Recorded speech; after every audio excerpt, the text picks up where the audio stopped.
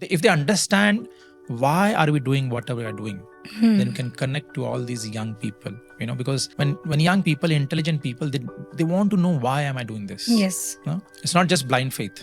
They're not going to listen to those blind faith. Yeah, maa ne aise kiya to mujhe bhi karna hai, and dad has said this, then I have to do this. You start questioning everything. Yeah, and which is fine. And which you think nobody answers?